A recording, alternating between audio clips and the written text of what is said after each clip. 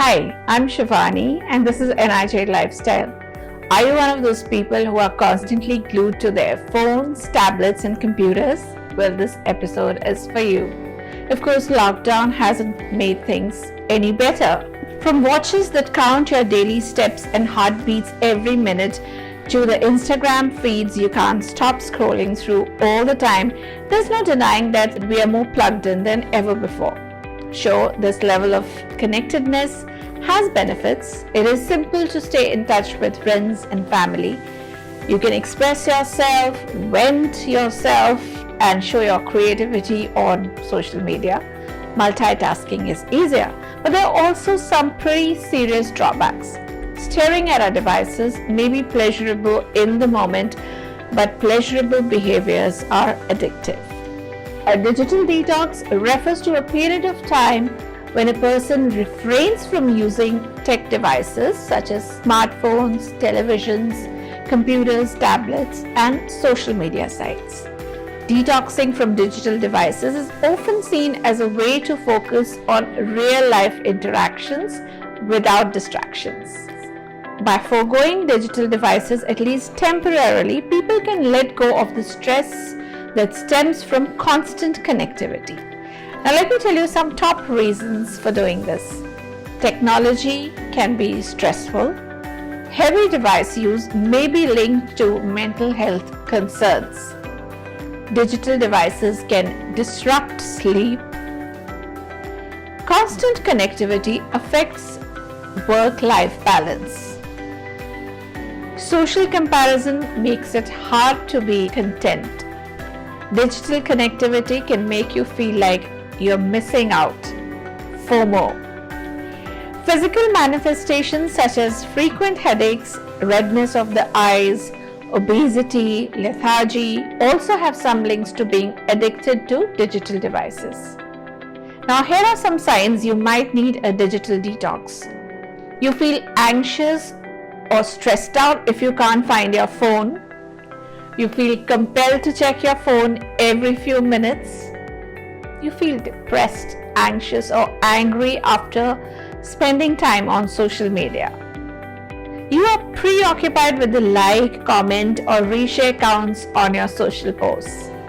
You're afraid that you'll miss something if you don't keep checking your device.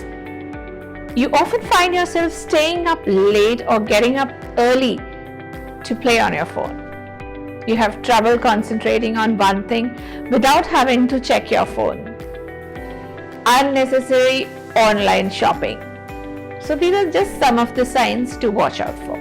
So I'm going to share with you some simple tips for going on a digital detox. First of all, enjoy nature. Try going for a walk in an open area without your phone once a week to start with, which means no plugging into music too.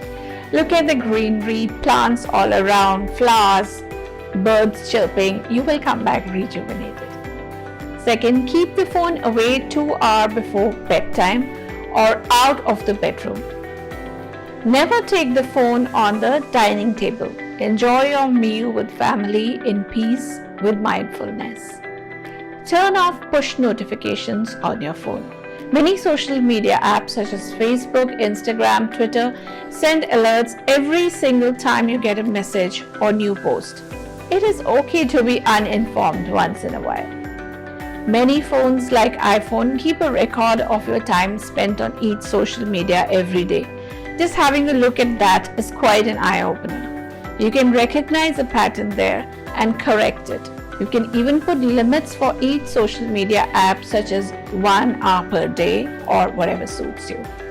Start a new hobby or activity or resume something you loved long time back such as singing, painting, reading books, cooking, dancing.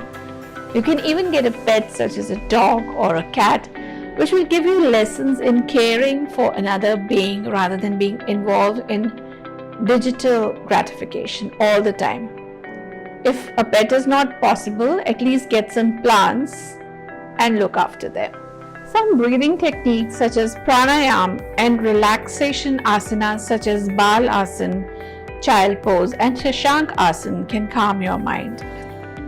I hope you liked these simple tricks for a digital detox. Now, there is another important reason why a social media detox is the need of the hour.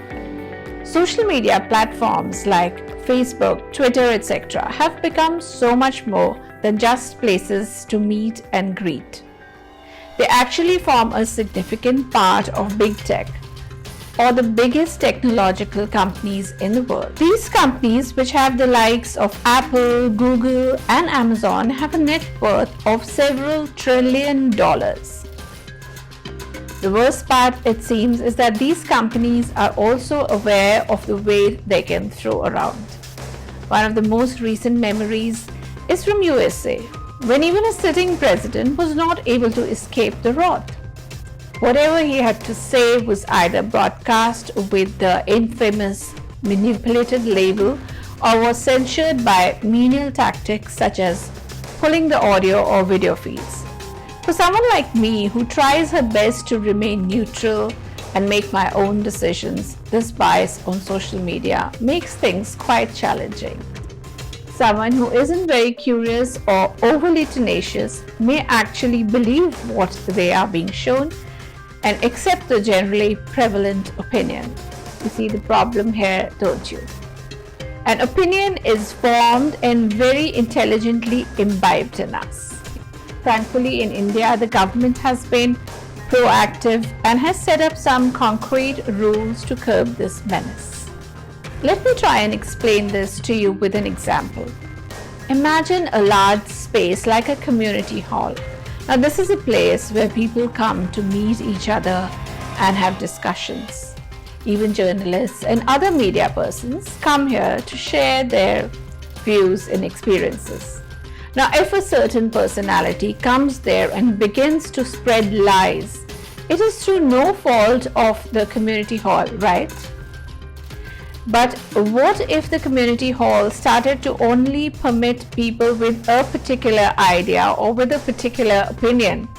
When we visit this hall, that's all we hear and see, and therefore believe.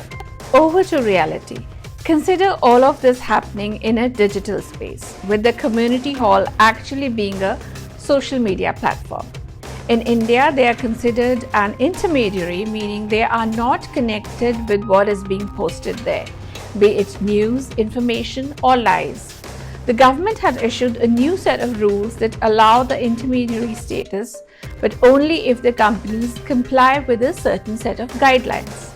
These guidelines are put in place to ensure these tech giants remain neutral. The moment they begin to censure a certain type of content while promoting another, the intermediary tag should be taken off, correct?